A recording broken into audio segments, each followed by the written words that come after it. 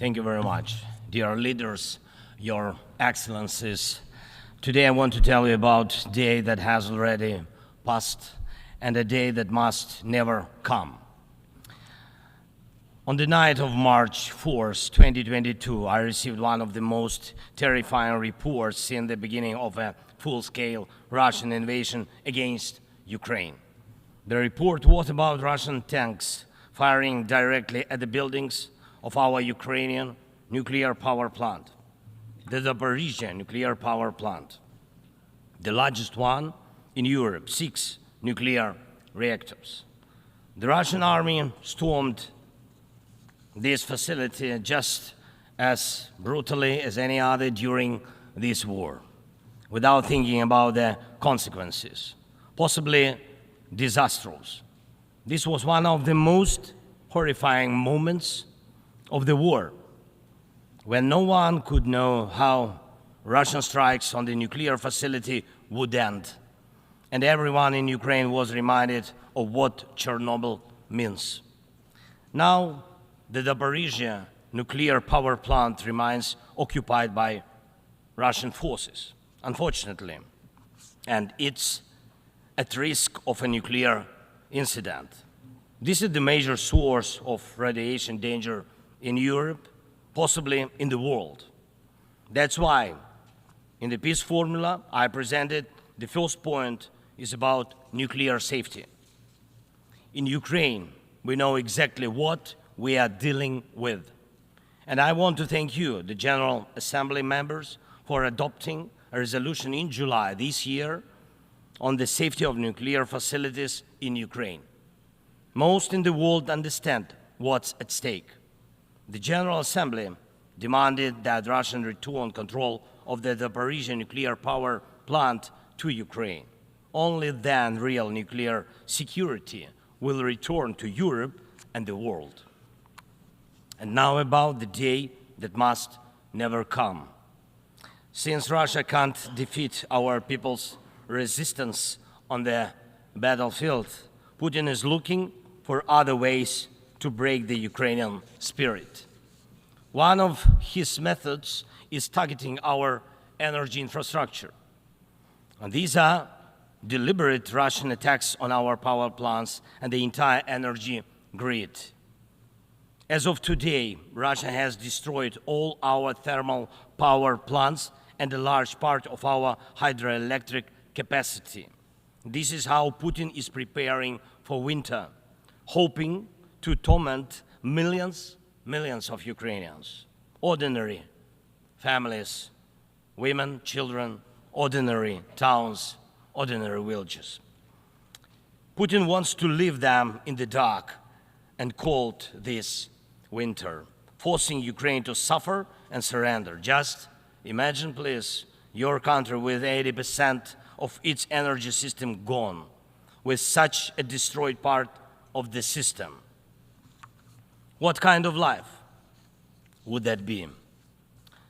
Recently, I received yet another alarming report from our intelligence. Now Putin does seem to be planning attacks on our nuclear power plants and their infrastructure, aiming to disconnect the plants from the power grid.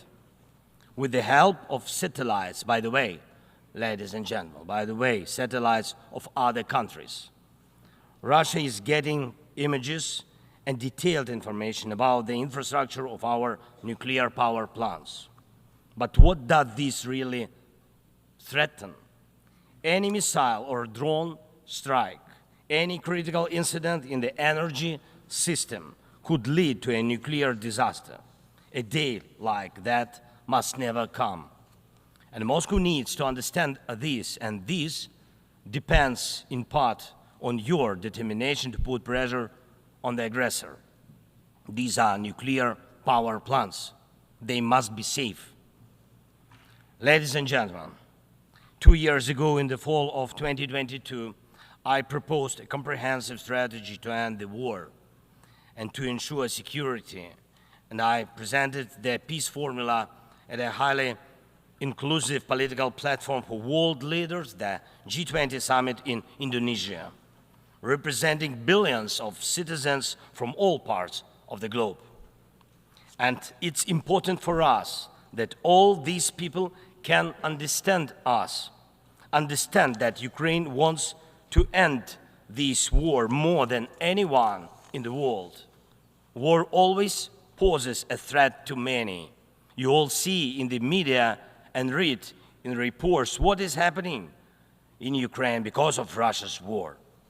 It's something many are imagining happening to themselves. And yes, the smoke from fires in war-torn cities can reach other countries. And if, God forbid, Russia causes a nuclear disaster at one of our nuclear power plants, radiation will not respect state borders. And unfortunately, various nations could feel the devastating effects. Many are concerned, but the deepest understanding of war is always found in the home it destroys. It's the Ukrainian people who feel the full pain of this war. It's Ukrainian children who are learning to distinguish the sounds of different types of artillery and drones because of Russia's war. It's our people who are forcefully separated by occupation because Putin decided he could do whatever he wants. It's our heroic soldiers who are giving their lives to defend our country from invaders trying to steal our land. That's why we say, rightfully so, there can be no just peace without Ukraine. And I thank every leader, every country that supports us in this, that understands us, that sees how Russia, a country more than 20 times larger than Ukraine in territory, still wants even more land, which is insane, and is seizing it day by day while wanting to destroy its neighbor.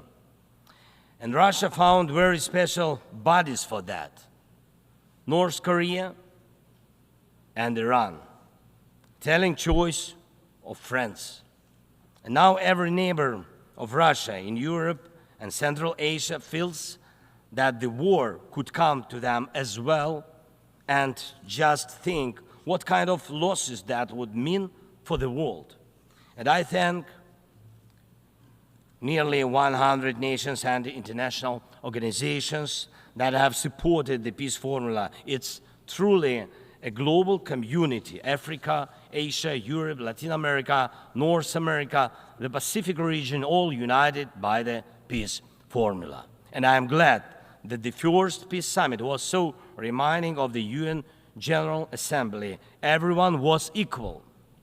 All nations that participated in the peace summit, large and small, no veto right, no blocking authority, those that have been independent for ages and those that have only recently gained independence, those that have gone through wars themselves, and those accustomed to peace, all were equal. That is what Russia hates the most and cannot control. That's why Russia says the peace formula doesn't suit it. Here at the UN, I've already met with leaders from India, Guatemala, Japan and Italy, Turkey and Finland, Canada, Paraguay, Slovenia, Germany and others, and my meetings will continue. These are different, absolutely, parts of the world and various political waves of life, but they share the same understanding. Peace is needed, and it must be a real, just peace. Unfortunately, at the UN, it's impossible to truly and fairly resolve matters of war and peace because too much depends in the Security Council on the veto power. When the aggressor exercises veto power, the UN is powerless to stop the war, but the peace formula can. Once again, there is no veto power in it. That's why it's the best opportunity for peace. Everyone is equal, and it's effective and comprehensive. When some propose alternatives, half-hearted settlement plans, so-called sets of principles. It not only ignores the interests and suffering of Ukrainians, who are affected by the war the most, it not only ignores reality, but also gives Putin the political space to continue the war and pressure the world to bring more nations under control. Any parallel or alternative attempts to seek peace are, in fact, efforts to achieve a lull instead of an end to the war. As a global initiative, the peace formula has already existed for 2 years, and maybe somebody wants a Nobel Prize for their political biography for frozen truths instead of real peace, but the only prizes Putin will give you in return are more suffering and disasters. We must restore nuclear safety. Energy must stop being used as a weapon. We must ensure food security.